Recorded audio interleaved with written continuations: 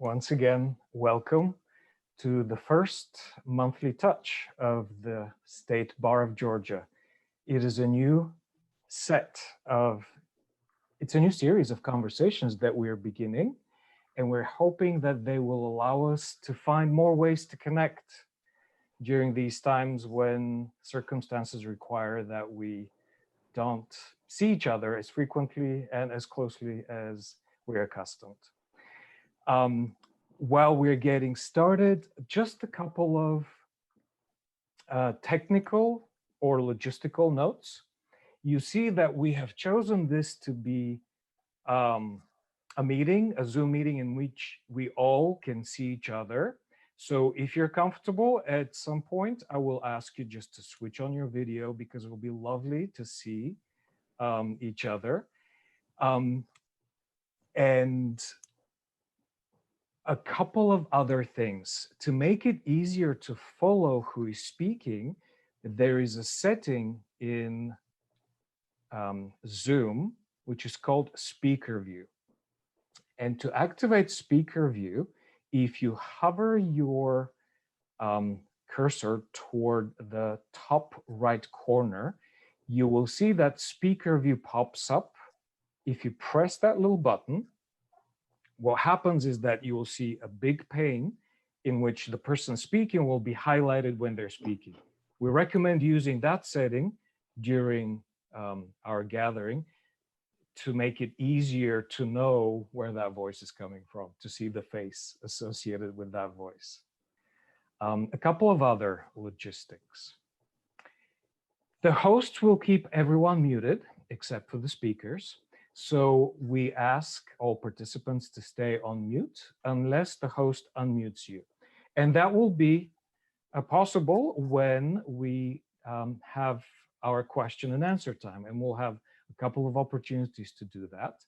So during that time, please use the raise hand feature. And that feature is available. Okay, so if you press the reactions button toward the bottom of the screen, you will see a waving hand. That is the raise hand feature, which you can raise your hand if you have a question when we get to that, and we will unmute you. And yes, so when you speak, please keep your question brief to give ample time for responses. If you wish to ask a question without speaking up or without being identified, you can send a private message to me, and I'm Plamen Russev. You can even change your name if you wish. The most important thing is that you are able to ask your question. But if for some reason you're hesitant or you're shy, please don't censor your question. Send it to me privately, and I will present it to the speakers. As you may have seen already, there's a little red light on the side. The session is being recorded, and it will become available for public viewing on our Lawyers Living Well website. Please keep that in mind as we go along. The breakout session, which we'll enter into, it'll be small group session in a little while. That will not be recorded. So feel free to be as forthcoming with whatever you wish to ask, share with colleagues there as is comfortable for you. And private messages also sent in the chat also are not recorded or saved. And we will post these instructions in the chat box for your reference. So with all of these logistics out of the way, quickly, my name is Plamen Russev. I am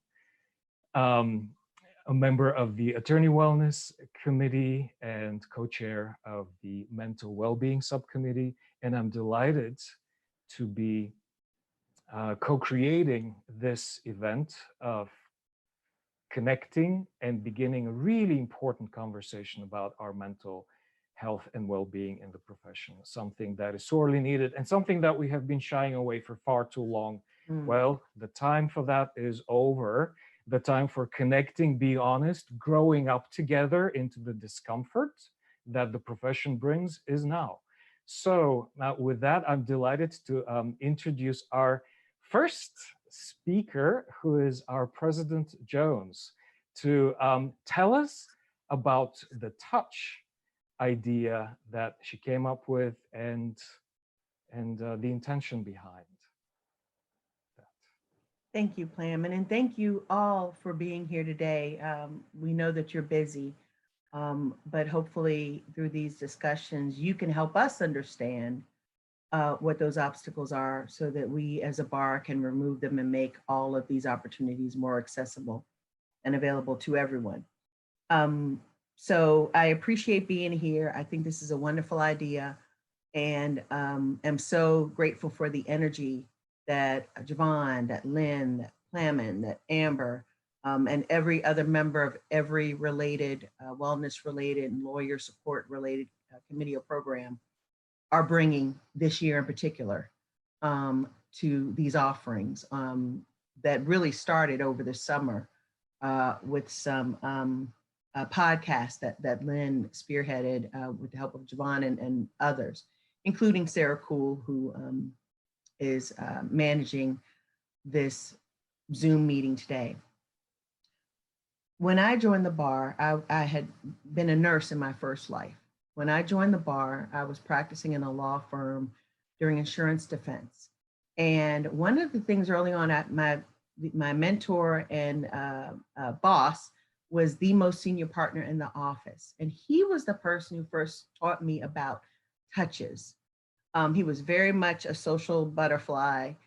He was also a horrible chain smoker, as an aside. He was a social butterfly and taught me that doing a great job for your clients is only part of being a good lawyer, that the other parts included connecting with your clients in a way that, frankly, many other older white male attorneys were not necessarily doing, besides going to golf courses and taking folks out to dinner.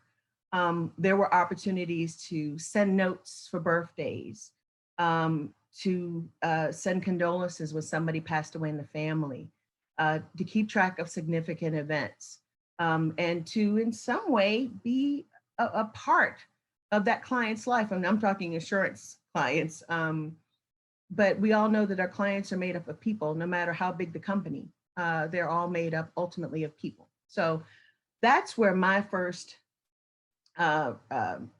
understanding of what touches mean in this environment came about. I was really happy. I've been on the Board of Governors and the leadership with the State Bar, starting with the Board of Governors and then the Executive Committee and now President for about 10 years. I think this is my 11th year. I need to really figure that out, but it's either my 10th or 11th year. I was really proud as a Board of Governors member when we established the Wellness Committee. I believe under then President Bob Kaufman. Javon will correct me if I'm wrong. But I believe it was Bob Kaufman. It was surprising to me, as well as made me happy, but it was surprising because I didn't think this group would necessarily understand the value of how being healthy, all around good health, how that you cannot separate that from being a lawyer, being a nurse, being a doctor, being whoever you are in your professional life. You can't separate your health and well-being personally from being a good lawyer, from being a healthy lawyer, from being a lawyer that can best serve your clients. Even then, when the Wellness Committee was established, many members of the bar didn't understand the value. Many members of the bar didn't see the need. I move us forward now, and when I took over as when I was installed as bar president in June, we were facing and in the middle of a couple of pandemics, a couple of health crises. And I was grateful and am grateful for the work that these folks have done, because I don't really hear from those folks now who don't see the necessity in the wellness efforts, in the lawyer assistance program, in the senior lawyers program, in the Lawyers Helping Lawyers program, in the Lawyers Living Well initiative. I don't hear those folks with the same, I don't see the value. This doesn't really seem to be something the bar should be involved with. In fact, it's so very timely and necessary that I think these touches on a monthly basis are the best way, or some of the best ways for us to reach out, make you all aware, and help you by helping make you aware, ask you to help others, make them aware, and maybe we'll get more than I forget the percentage, but it's low. The number of folks who, for example, use our User 6 sessions, free sessions that are part of your bar membership with the State Bar of Georgia, it's not, I don't believe it's 5% of the membership. And again, somebody will correct me with that information, but I know it's very, very low. And that offering's been available for years. So today, when we talk about these touches, what we're talking about is how are we supporting our members? I thought when Plamen contacted me and asked me about what I thought about this topic, I thought that's amazing, that's wonderful. We know as lawyers, I don't know about you, but I feel the pressure normally, and before the crises, I felt the pressure of doing not just the best job, but being the best at what I was doing. And there's pressure to that. There's pressure in the work that we do every day in serving our clients and being available and working with opposing counsel who may not be the nicest and warmest and fuzziest folks for whatever reason. We carry normal stressors as part of the legal profession. We know that we deal with mental health issues as lawyers. We deal with substance abuse issues as lawyers in a lot of ways more than other professions. Statistically speaking, the research is out there. But with this crisis, it brought new and different challenges. And for example, talking to lawyers and law students and judges, and obviously all of these folks are not members of our bar, but I do understand that even though some of us are at home and are not isolated, we have other family members with us, those folks still feel isolated in many ways. I have a dog who doesn't talk to me most of the time. He sleeps about how many hours in a day? 24, 28 hours a day, and doesn't have much conversation for me. It is isolating. That's a different kind of stressor. Dealing with technology that's new and different is a different kind of stressor. Having support staff who are sick, who've been hospitalized, who have family members who've been sick and who are hospitalized, not being able to depend on them and helping and supporting them through this crisis is a stressor. So all that to say, and for anybody who needed, seriously, I'm still trying to figure out why the State Bar cares. Included in our mission at the State Bar of Georgia is the fact that we exist to foster among the members of the bar of the state the principles of duty and service to the public, to improve the administration of justice, and to advance the science of law.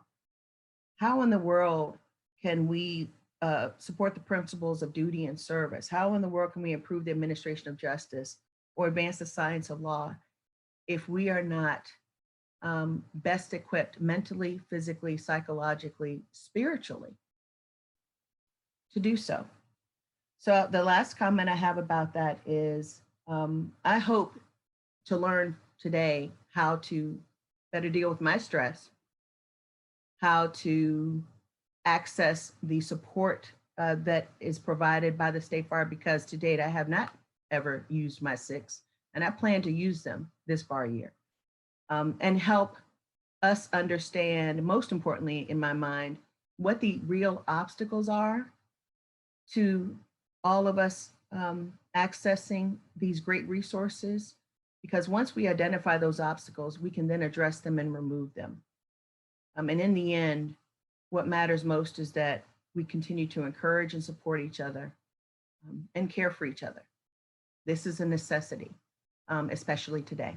So thank you all for being here.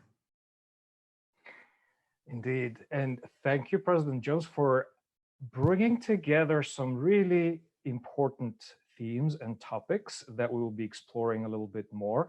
But before we do that, I wanted to quickly introduce Javon Hicks. Javon, can you say hello or say something so you can pop up on the screen so people see you? Good afternoon. Hello. Thank you for joining us, Javon. Javon has been one of the columns of really important people supporting and advancing attorney well-being, attorney wellness, all of the initiatives at the bar. She is one of the crucial co-creators going forward with the touches. So this is an important face and a very important person for us that we'll be seeing more from. So great to have you join us today, Javon. I am very excited to be here. I'm very excited that we are able to get this started. And I hope that people not only enjoy this camaraderie that we're building, but would also spread the word if they get value out of it. Like Dawn said, we're in this new phase and we are missing out on what we started to take for granted a little bit on just how valuable it was just to be in the same space with someone, other people, and the ability to breathe the same air without it being a bad thing. So hopefully just having and being able to see each other's faces. So I like that you ask people if they feel comfortable in turning on their screens. That even adds a little bit more, just being able to see you and connect in that way when I can't be with you. So we hope that these touches that was stated, the term comes from Dawn when we were struggling in our wellness meeting to have something to do monthly. And Dawn was the one that said monthly touches. And so that's why we're here now. And I look forward to our today and going forward. Thank you, Javon. And with that, let's move into the juicy part, the real meat of our meeting today. It is acknowledging the fact that we have, as a population, as a profession, we're facing quite a few mental health challenges that on the average tend to be higher, more frequent than the general population. At the same time, we have certain resources that are available and that are at our disposal, yet we're not using them. And what we are looking to begin to explore today is what is the root of our resistance to using our resources, to finding ways to be supported so that we can be fully mentally, spiritually, emotionally, psychologically prepared to face the difficulties of the profession. It's important to acknowledge this is not an easy profession. It's an understatement, even as I'm saying it.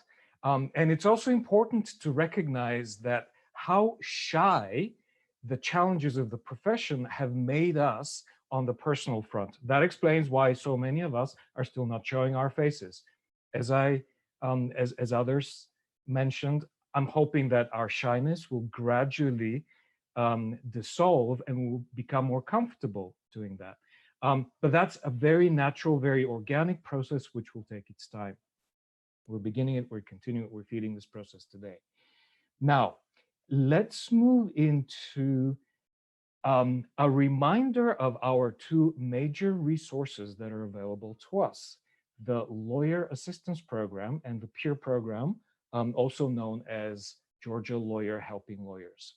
And to do that, here in our gathering today is my colleague Jim Hogan, who is a past president of the Cobb County Bar Association, who has practiced law for almost 40 years, mostly as a solo practitioner. So he brings a very unique perspective from being a solo practitioner and the challenges that solo practice introduced. He's also a member of the Georgia Bar's Lawyer Assistance Program, Senior Lawyers and Member Benefits Committees. He crucially helped establish the Cobb County Lawyers Helping Lawyers Committee in February of 2009, and is one of the co-founders of the Georgia Lawyer Helping Lawyers, or the Georgia Peer Program. So I couldn't think of a better person to tell us about the Lawyer Assistance Program and the Peer Program. So Jim, take it away. You have to unmute yourself, please. I'll be reminding people to do that. You got me? Yes. Okay. Thank you so much, Plamen. It's an honor to be here, to be able to talk about these subjects that are near and dear to me. The practice of law has changed dramatically in the 40 years that I've been involved in it. What you're starting to see, what I'm starting to see, is a lot more stress. There's just a lot of issues between lawyers and clients, lawyers and lawyers in the court. And some ways lawyers are able to deal with it and some aren't. Anyway, the Georgia Bar has a couple of programs that help it. You've got the Lawyer's Assistance Program. It's established, it's a confidential service that is outsourced by a group called Court Care. And it's available to all, I think this is right, 38,716 members of the Georgia Bar Association. And what you're seeing, unfortunately, and that's why we're having this talk, and hopefully just letting you know, you hear the term use your six. Use your six is, you've got 6 prepaid counseling sessions every year. And I could see the pushback, you know, a little concerned about going. One thing you've got to keep in mind is this is completely confidential. There's no pipeline to discipline. That's very important to members on the committee. And certainly if we found out about it, that this was going on through Court Care or whatever, we would put a stop to it, because we count on the confidentiality of our members to be able to use these services.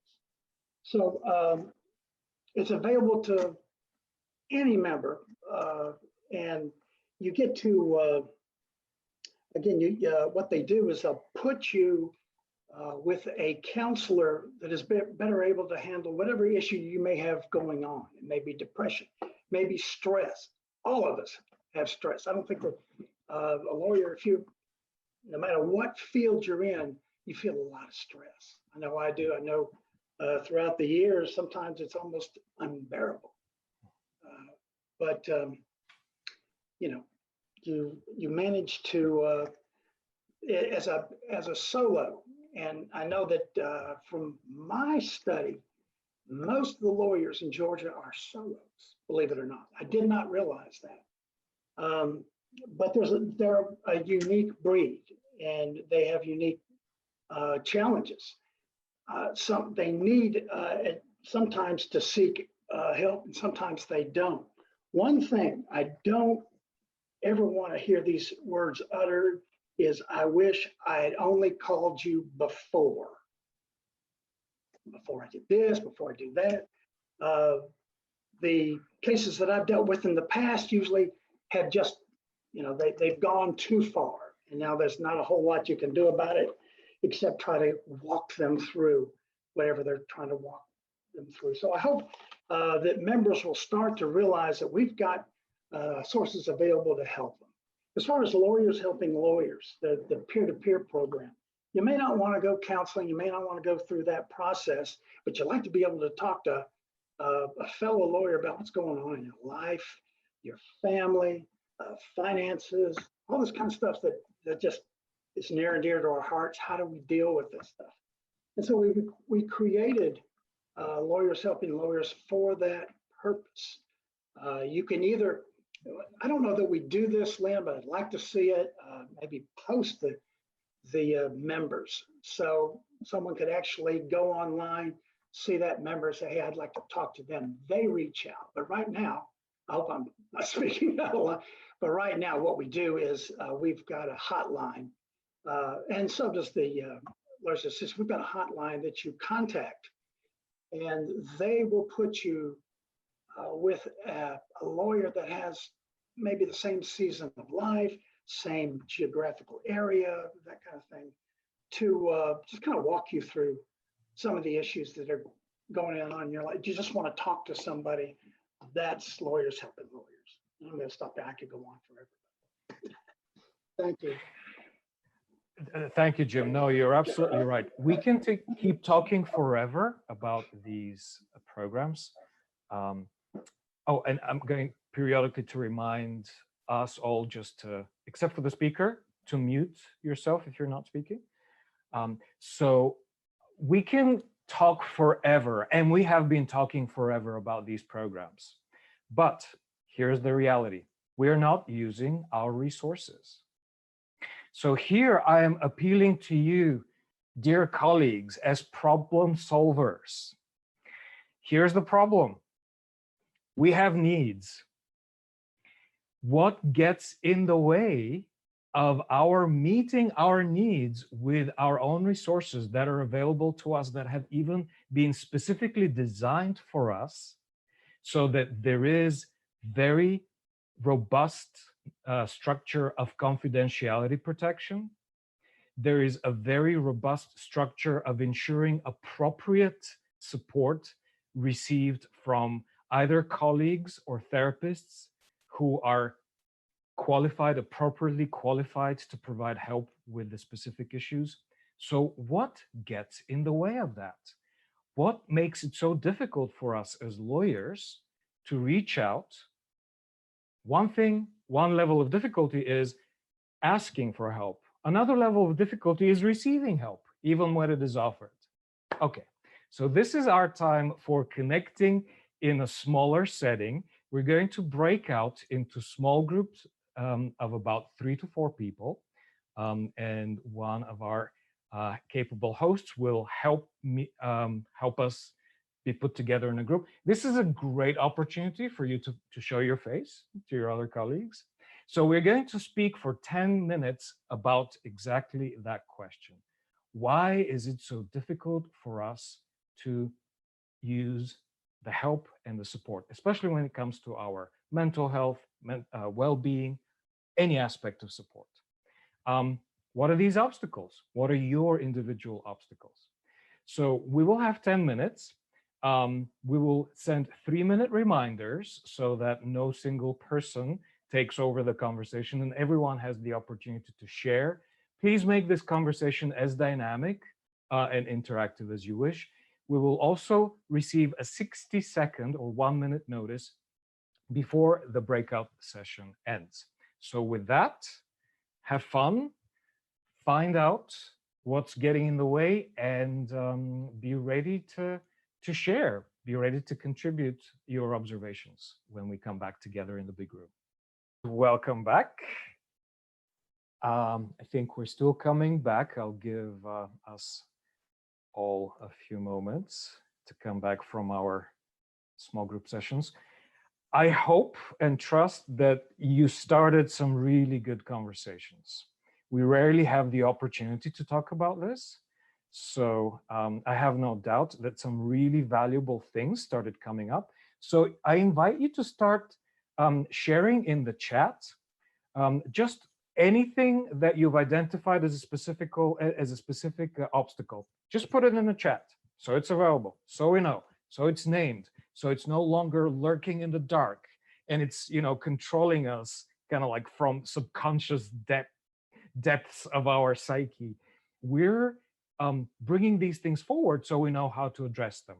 And to help us with that, we have some really fantastic and very brave, courageous, and open colleagues who have agreed to share how they have confronted these obstacles that they have experienced in their own life. So with that, I'm inviting our first of 3 speakers going into more personal stories of that, Megan Rittle, who is a partner at Smith, Welch, Webb & White. Practice focuses on civil matters, employment, and education law. She's been practicing for 8 years, and she loves helping clients problem solve. She's also an avid runner turned triathlete turned marathon hopeful. And she also wrote a fantastic article that was published in the June issue of the Georgia Bar Journal. We will distribute a copy at the end of the session, but that is an article in which Megan shared some of her own journey in stepping forward and using the 6 sessions. So Megan, please, delighted to have you join us. Thank you. Thank you, Plamen, and thank you everybody for joining us today. I'm so glad to see so many people here. So I'll jump right into my personal experience and kind of the things that I was able to take away from it. About 5 years ago, I was getting into the process of getting divorced. At the time, I was also a divorce attorney. So that kind of played into some of my feelings about taking care of myself and getting counseling and things like that. So as a divorce attorney, anybody who has done one divorce or 100 divorces, you know that people are sometimes in the worst part of their life. And there are some really, really nasty divorces. Thankfully for me, I was not experiencing a nasty divorce. For the most part, it was amicable. We both knew it just wasn't working. However, that didn't mean that it wasn't a huge loss for me. It felt like a huge failure. I felt really a lot of shame about getting divorced. You know, like both of my parents have been married for 40 years. My grandparents were married for like what felt like 80 years, but I think it was closer to 60 on both sides. So, you know, my brother's happily married. It just felt like such an embarrassment and that I was such a failure. And so I was kind of hiding in my work, that I felt like at least when I came to work, that was a place where I didn't have to think about it. I didn't have to talk about it. I didn't tell anybody at work about it because I was just going to power through it and hide in my work. Well, at some point, the senior partner in my firm kind of got it out of me. We were on a long trip to go take depositions in South Georgia, and he got it out of me that I was getting divorced. And he was really, he offered a turning point for me because he told me, you need to go get help. You need to go talk to somebody about it. And I protested and resisted, and I was basically like, you know, I have a sister and a mom and some best friends, and those are my counselors. And he was like, no, that's not the same thing. You need to talk to somebody who doesn't have a stake in it. And so finally, after he insisted several times, I did do that, and it was definitely one of the best things I ever did for myself. I'll say going into it, and a part of me resisting it was, I'm like, I'm not crazy. I don't need counseling. I'm not depressed. I'm just getting divorced, you know? So I felt like I was being self-indulgent by going to get therapy when I'm like, this isn't a real problem on the scale of people who have real problems. And that's not a correct way of thinking, because therapy is not for people who have a diagnosis or people who, you know, have any sort of mental disease. That's not the only thing that it's for. It can also just be to deal with the stressors that come with life and just kind of to talk through it. And as my therapist would always say, unpack what you've stored away. And that's really what I did. I was also afraid that that I was going to be judged by the people who knew me or knew that I was going to have counseling. Like, are they going to think I'm crazy because I'm going to get counseling?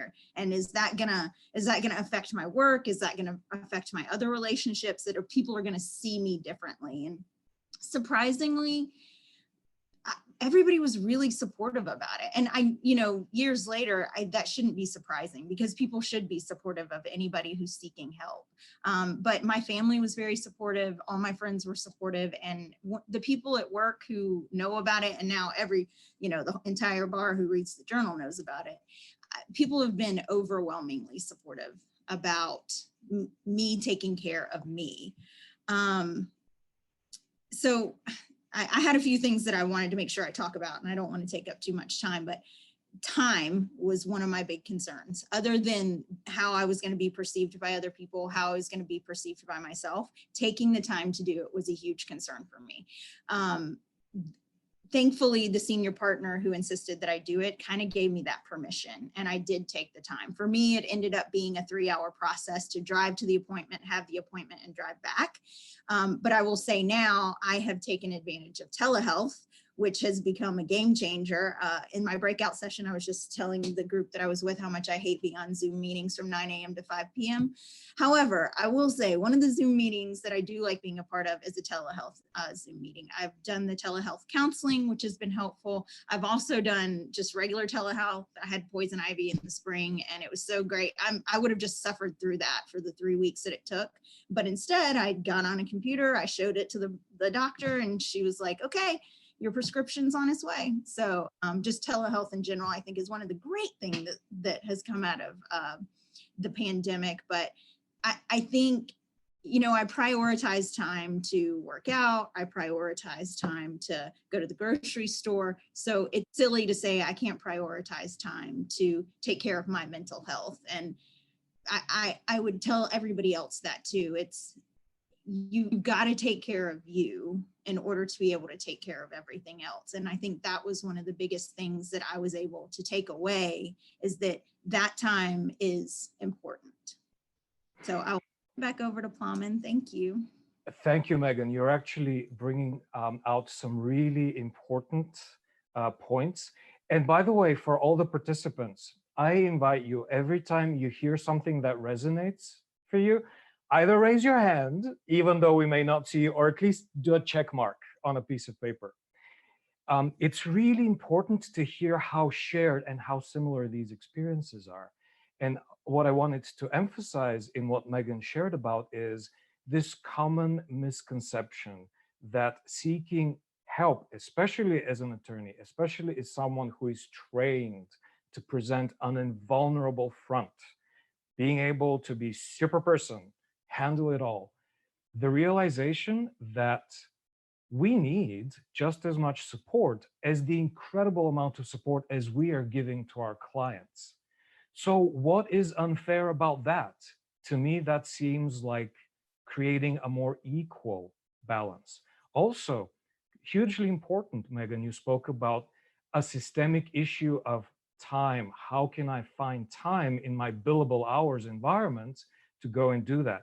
So the systemic level of support you received was from the supervisor who said, yes, go, this is important.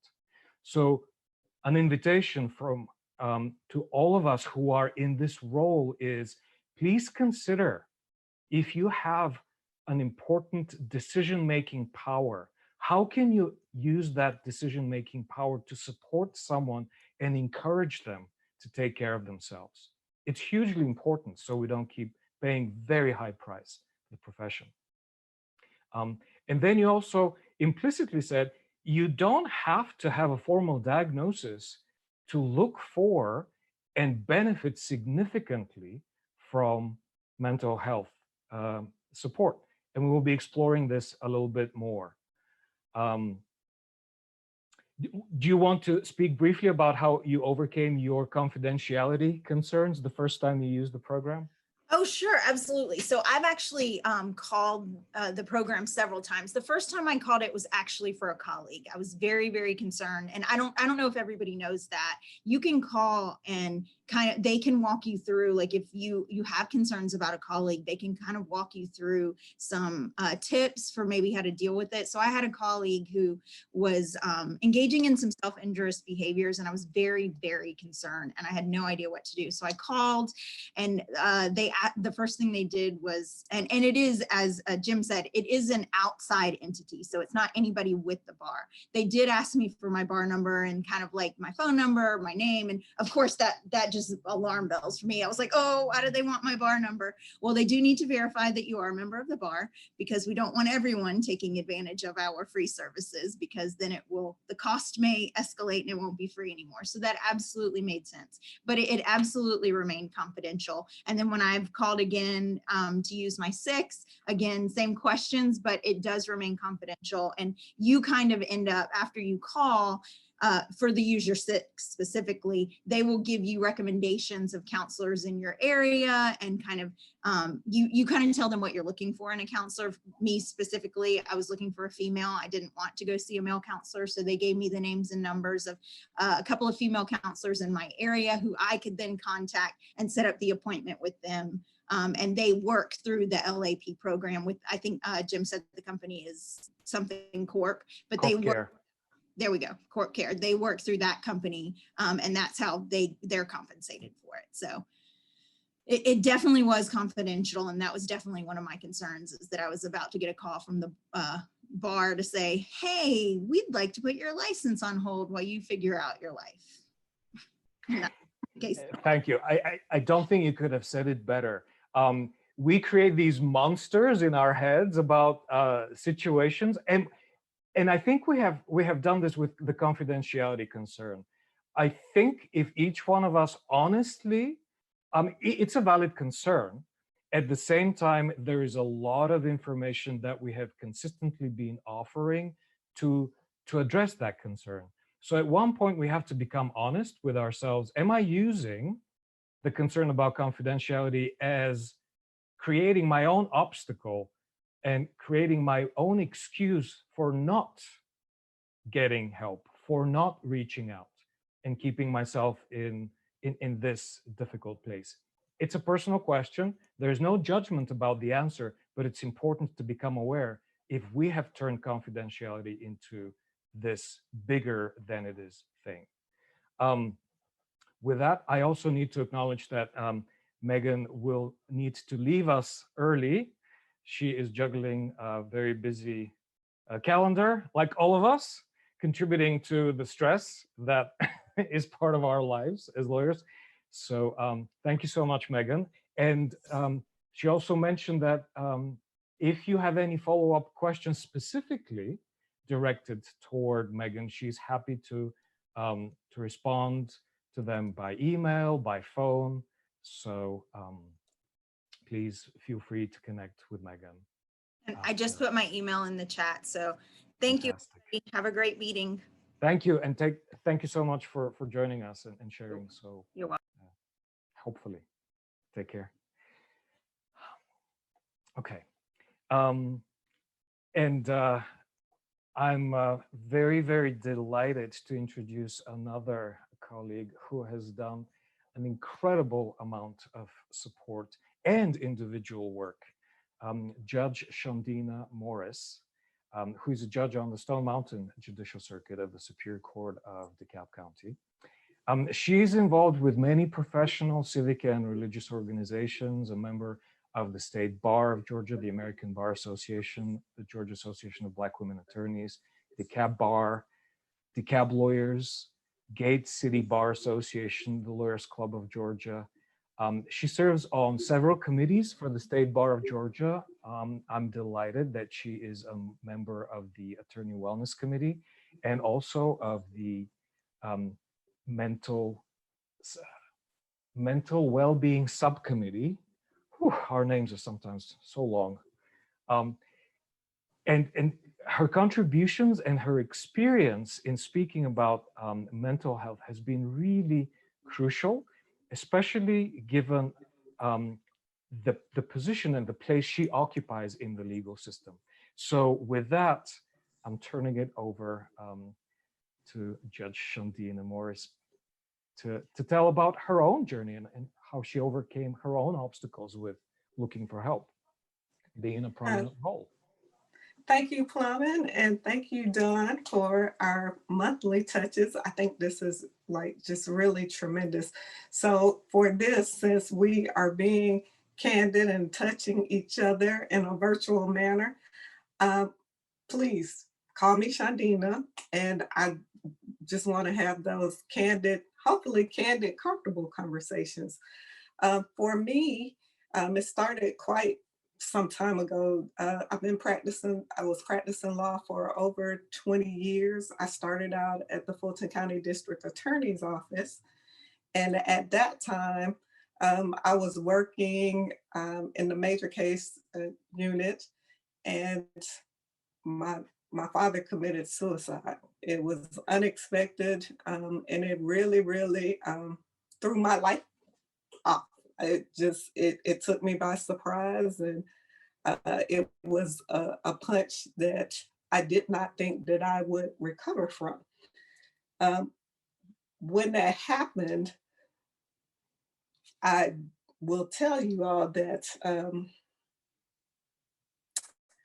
I was like I said, it was new in my career, and I was still trying cases, trying homicide cases, and trying to do everything that I could to fulfill my duties and responsibilities at my job, and not dealing with the loss of my father. And in addition to that, during that time, I had my family, my mother, my grandparents, my aunts and uncles telling me, don't tell anybody that your dad committed suicide, just tell them that he had a heart attack. And so they made it very difficult for me because I didn't understand why no one wanted to share that. And so they just said, it's not a good look. You know, people will judge you, they'll treat you differently, and you are new in your career, so you don't want to do that. So what I would do is I started working like around the clock, literally almost 24/7. I would stay at the office until 3 a.m. just preparing cases. And I was very successful. I would try the cases, receive convictions. But what people didn't know is that during that time, I would, if we were pre-trying a case or something like that, I would, quickly excuse myself and go in the bathroom and just cry. And then I would wash my face and come back in as if nothing happened. And I kept doing this and doing this and doing this for quite some time. Um, when my father lost his life, my husband, well, at the time, my fiance and I had a wedding schedule that was scheduled about 6 weeks before my dad took his life. And so I postponed that. But as I'm still working and I'm doing all the various things to be successful and to hide it from everybody, I was physically killing myself. So I started having all of these unexplained health issues. I was in and out of the hospital, had to have surgeries because they thought I had an appendicitis, which it wasn't. It was the stress and not dealing with it. So fast forwarding, my husband and I, after years of finally married, and we got married in 2006, and we started planning our family. And so we have a beautiful son. His name is Joe. He's 10 years old now. But during that time, when around the first couple of months of Joe's life, I was having difficulties, couldn't sleep. I wasn't able to nurse properly, and it was just bad, and I was just feeling sick and anxious all the time. So I went to my OBGYN, and I was explaining to her what was going on, and she said, I think you need to talk to somebody. She said, so I'm going to send you to a psychiatrist, and we'll go from there. So I was like, okay, I don't know what a psychiatrist has to do with why I'm not able to produce milk, but okay. So I went to the psychiatrist, and after I talked to the psychiatrist about the things that were going on, the psychiatrist was like, well, I think you have a host of various things going on, such as anxiety, post-traumatic stress syndrome, postpartum depression, everything that you could think of. And, as we are lawyers, we are often resistant. And so I just told the psychiatrist, and I said, well, with all due respect, I, respect your expert opinion, but I don't think I'm gonna come back, and I disagree with you. And so I didn't go back, but I was still having the same medical issues and challenges. And so finally one day, someone encouraged me to go see a therapist, and I did. And that was the best thing that I could have done for myself. And I was just able to talk to the therapist about all of the things that were going on. And it was somebody that that worked for me. And as such, that helped me to on the road to my new normal and dealing with all of the things that occurred. So fast forwarding, it was actually the State Bar of Georgia and the Chief Justice Commission on Professionalism. This was, I think it was during Bob Kaufman's year, as Don stated, that Bob Kaufman was the one that was really encouraging wellness.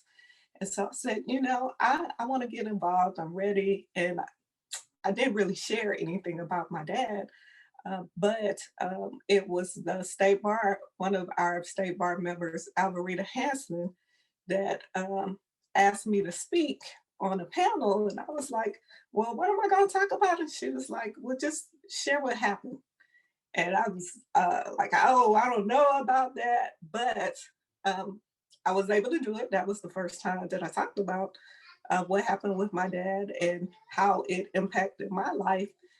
And from there, there were a number of people that after approached me and just told me about some things that they had been dealing with, and they were able to get assistance and just talk about it and get help and support. And people called after that and the same. So that's what introduced me to the State Bar's Wellness Committee. And I will tell you, in terms of using your six, like Dawn, using your six, I have not used the lawyer assistance program. However, I have someone very close to me knows about my journey, who is a lawyer. And I told them about it about a year ago when they were having some issues that just stress related actually. And they used it, and they are still with that particular therapist now, love it. And so much so that I reached out to that therapist yesterday for something totally unrelated. And so it works. It really truly works. Another thing that works is peer-to-peer. I think Plamen mentioned that in terms of with the State Bar of Georgia attorneys that appeared with, you know, it's confidential, but it is a connection that you feel comfortable with. And so I am very open about this. So I can tell you, I'm involved with peer-to-peer, and my peer is Lynn, who you all will hear from shortly. And with Lynn, you know, no matter what, I can email or call Lynn anytime, and she can do the same. And we can just have conversations. We talk about anything. And if it's a bad day, I can say, Lynn, you know what? I'm having a bad day because X, Y, and Z. And sometimes, you know, we get so caught up with, you know, our schedules, whether that's work or with the children, or, you know, for me, I have 2 young children, and doing this virtually and everything else, it is a lot. And so it is good to have that connection or that peer that you can reach out to and just get that refresh or recharge no matter what. So that's it for a nutshell with me. Thank you so much, Shondeana. I think it is really, it's so powerful to hear you speak about such a crucial event, and also how you basically reached a really difficult breaking point and needed this external push by a doctor to go and look for help. I am pretty confident that this is a very common story among us. We are teetering on the edge of breakdown, and sometimes it's the breakdown itself that pushes us to look for help. Sometimes it's, you know, hope another person who notices it and is insistent, and just encourages or does whatever, so we take that next step and look for help.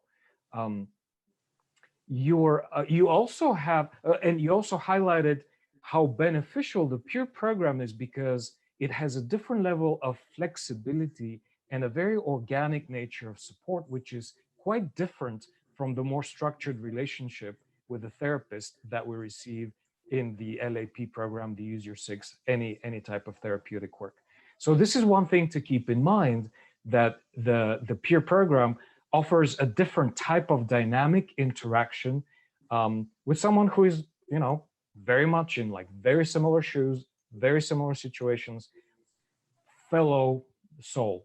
You also have a fantastic response, actually, about the concern of other people's perceptions and how sometimes other lawyers reinforce these perceptions about, appearing weak or, not confident enough being a lawyer. So would you share how you deal with that concern, Well, other people's expectations? I will tell you, Plamen, as I was going through everything years ago, I would hear comments that some of our colleagues would make, like about other, people like, oh yeah, this person, they're weak, or, they can't handle it, or I can't believe that they're taking time off because they lost, or because they lost a loved one, or they're taking so much time off. And so you start to think, I wonder if, people will not look at, my work ethic or the things that I do, and just kind of solely base that on what the experience is that I'm going through. And I think that has caused some of the resistance of, just being open and transparent about what's going on in your life. And I am in a much different place now. And that's why I haven't been in the hospital for any issues like that. And when I say I'm in a much different life, I think it's more important for us to be open and honest and transparent. I mean, you don't have to obviously, disclose all your medical history or anything like that. But when I say open and transparent, it is more important, if you need to talk to somebody or share, you need to reach out to someone who you feel comfortable with. And whether that's using your Six or peer-to-peer, that's why we are here. There is no better profession than our profession, but we can't do it by ourselves. I don't know if you all know, but about 2 weeks ago, one of our own, assistant district attorney in Columbus, he took his life in his office. And so everything that I have read, and people who have, who knew him, I just talked to, one of our members not too long ago, was saying that he seemed very happy. He was the one that was always extremely positive. All of the prosecutors could go to him for and seeking advice and just all of these things. And so it has come to a shock for people well, what happened? And so that's why I just think, for me, I'm open and transparent. So I tend to say what's on my mind and how I feel. If I can help, then I will help. And so that's why I just share. And I just got to the point where it was just more important for me to be open and honest with what's going on versus pretending that things were okay and I could deal with everything when I couldn't. And so that's what I want to strongly encourage, everyone here, everybody wants, we want all the same things. We might have adversarial positions, but we are still a family and connected with our profession. So that is what I would like to share with everyone. I couldn't thank you enough, Shondeana, because what you're doing is not just talking about, but actually modeling a very different type of strength and courage. The strength and courage to be open, to be courageous, to be vulnerable, a quality that we do not associate with the profession in general, and in fact are trained to appear invulnerable. And so, so by this, I think we can take away not to trust the facades that our colleagues are presenting us with. We know we can probably scratch a little bit if we really care about our colleagues, and they might look always great and happy. What is really going on behind that happy face? This is cultivating together a level of trust, a different level of trust in the profession that is crucial when we're presented with so many challenges on so many levels. So thank you so much for sharing about that. And we're going to hear now from Lynn Garson, your peer, who is a chair of the Lawyer Assistance Program and also one of the founders of the Georgia Peer Program. And as counsel at Baker Hostetler, Lynn practices healthcare law, focuses on transactions and contracts for healthcare organizations. But really importantly, she's a mental health advocate, tireless speaker. She's written 2 books outside of questions of law, which is part of this remarkable broad perspective that she brings. And I'm delighted to hear from Lynn and see what we can learn from your experience, Lynn. Thanks, Plamen. Dawn, thank you so much for thinking of this, and all the other speakers, everybody who's on the call. So I've had a long time now listening to everybody and being able to synthesize and think about what I wanted to say. There's been so much rich discussion, and there's so much overlap, Plamen, like you said, so much overlap. Everything everybody said, wearing the mask, not, wanting anybody to know that I wasn't perfect, going to therapy when a partner at my law firm said, you need to go, being encouraged to go. So many similarities. And we've also talked about the spectrum, I think, of who goes for care. So any amount of stress, whatever's going on, we're encouraging everybody to reach out, use your 6, use the Pure program, no matter what it is. People are very stressed right now. Whatever you were doing 9, 10 months ago is exponentially more difficult. Every step you take, every breath you take, your kids, like you said, Shondeana, your kids are at home, technology is a challenge. There's so many stresses out there. So, anyone can use these programs for that.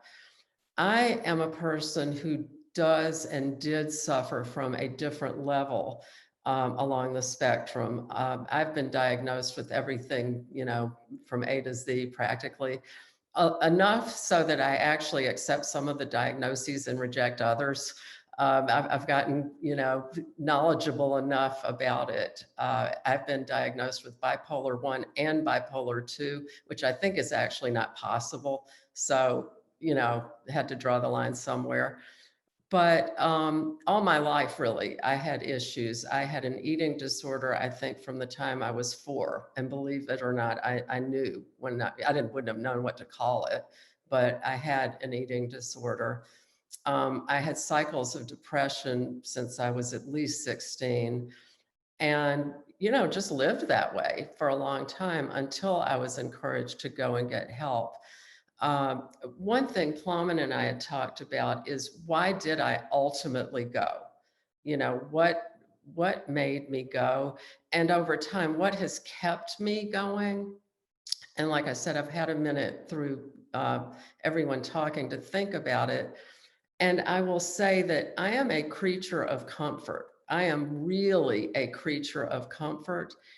I don't like to do anything uncomfortable, but I will tell you, I can live with a tremendous amount of discomfort because it's familiar. I can do it. I can do it till the cows come home. And I can, just like you were saying, everybody has said, you wouldn't know a thing was wrong with me. But I had to, in every case, when I've really, really done the work and gotten the help, it's been because I reached a tipping point where it wasn't worth it anymore. It was too hard. It was too difficult. And I was willing to be uncomfortable and to do the work that it was going to take rather than be that uncomfortable. I couldn't live that way anymore. So that's really that's always been my tipping point. And that's true to this day. As much therapy as I've done, and I've been in therapy for years and years and years, it's still a cyclical thing. And there's still times, as in the present moment. This is one of several occasions where I've been called on to speak at a time where I just wasn't doing well. And there have been times where I thought, well, just wear the mask, tell everybody you're fine. And I haven't done it because what's the point? You know, what's the point in that? So even now, I'm not fine. And yet I'm a little bit unwilling to do certain things. I mean, Shondeana and Javon and I were on a call just what, 3, 4, 5 days ago. And Shondeana gave a whole list of, well, you know, here's a wellness thing I read, and you can, you know, breath work, and you can do yoga and good nutrition and good sleep habits. And later, when the three of us were talking, I said in my head, I was going, unwilling, unwilling, unwilling, unwilling. And it was just true. At some point I'll be willing. I'm willing to do certain things. Javon gave me, you know, I've known of it before, but it was good timing, the gratitude, you know, list, which is always a good thing. But, you know, that's what it is for me. I've just got to reach the point where I am no longer willing to live with this level of discomfort. Thank you, Lynn. That's really powerful, and to hear how important this personal decision is, but also how each one of us comes to this personal decision in our own way. It is a very individual, sometimes very circuitous road. And so I'm really grateful that everyone has shared their own version of that path, because that not only helps us see the similarity, but hopefully that will encourage more of us, you know, to keep going, to keep finding our way to getting that support.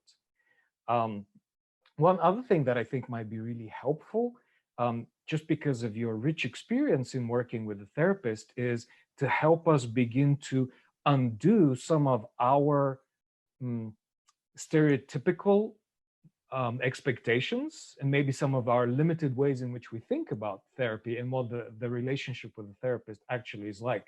That in fact we have a lot more control over what happens and how it happens in that relationship. Sure. Yeah. I mean, we have complete control.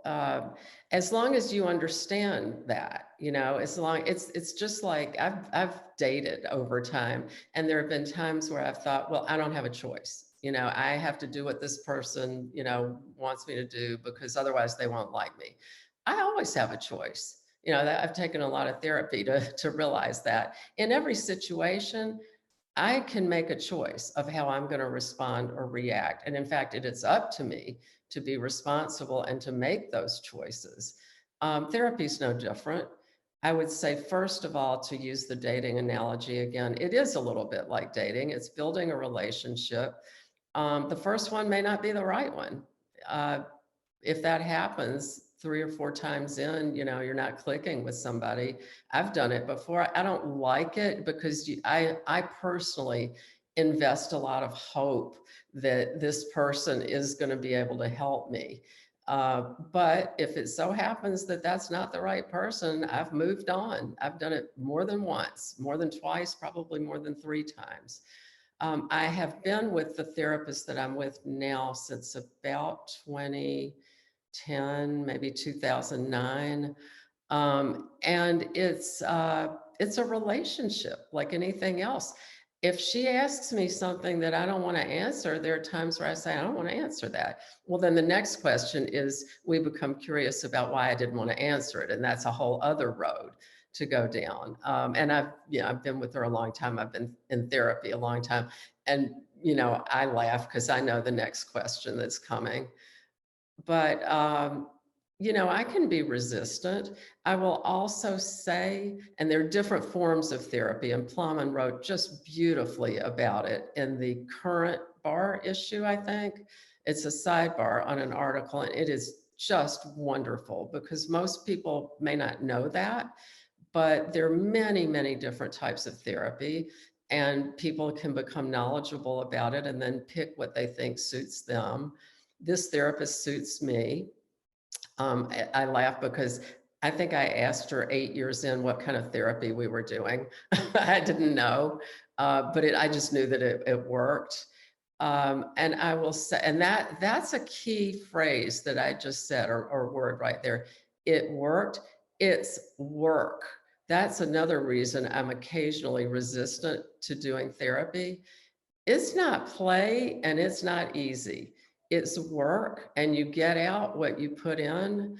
There are times where I feel like everything in life is hard. Why does this have to be hard too? And if I feel that way, I'm welcome to say, I don't feel like doing difficult work right now. It's my money to spend.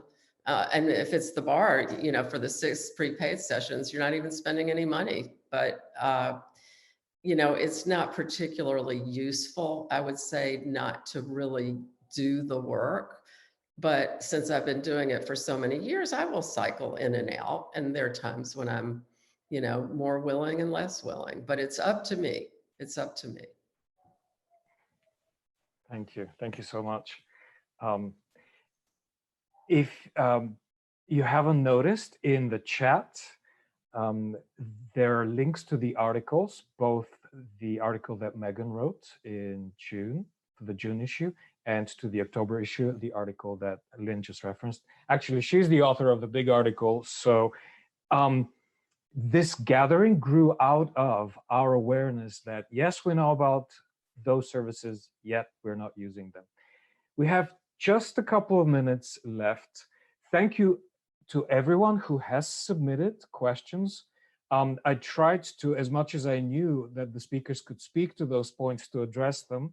So I'm hoping that is at least some information to begin to help you find your own comfort with these obstacles and finding your own way of overcoming them. Does someone have a burning question they'd like to ask before we wrap up? Please don't hesitate. And raise your hand using the reactions button and the hand wave icon. And we will unmute you.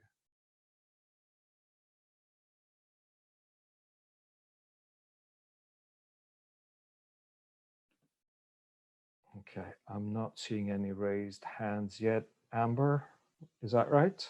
Okay, good. I will not push this time. We will have more opportunities for this type of gathering and this type of conversation. This, as everyone said, is just the beginning. It's really important for us to keep coming together, keep engaging in this way. So in closing, I'll just love to open it to our speakers. If you have, a couple of words to wrap up, a couple of words of encouragement, anything you'd like to share, please go ahead.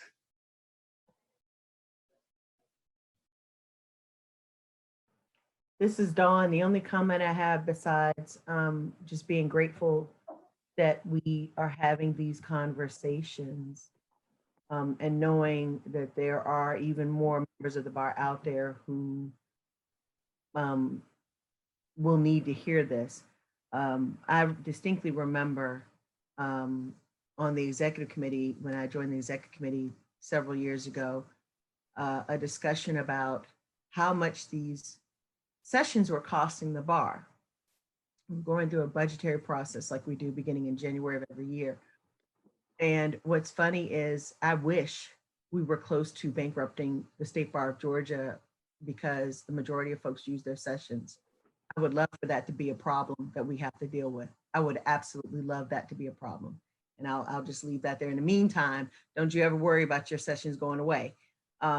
But it would be nice to have a problem with too many people using them versus, sincerely, not many of us using them. And again, I'll say all day, I'm using my 6 this year. Plamen, thank you. You did an excellent job of putting this together and keeping us on track. And you've got this job as long as you want it, I would imagine.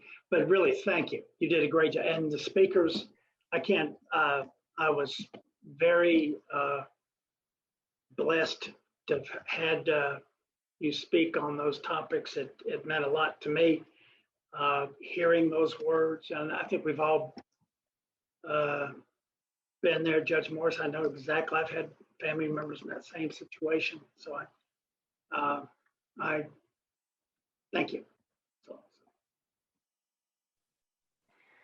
Thank you so much. I don't want the job if I don't have such an incredible set of colleagues to work with. So I really couldn't be more grateful. I couldn't be more grateful also to all the participants who joined. However you spoke, however you participated, this is truly important. Please share with our colleagues that this recording will be available. They can watch it on their own time. It will be posted on the media section of the Lawyers Living Well site. And we look forward to seeing you at the next monthly touch on November 17th. It'll be in the evening, 7 p.m. if I remember correctly. Anyway, information about that will be forthcoming. Thank you for joining us. Please take care. Please help each other. Take care of ourselves and of each other, and be well.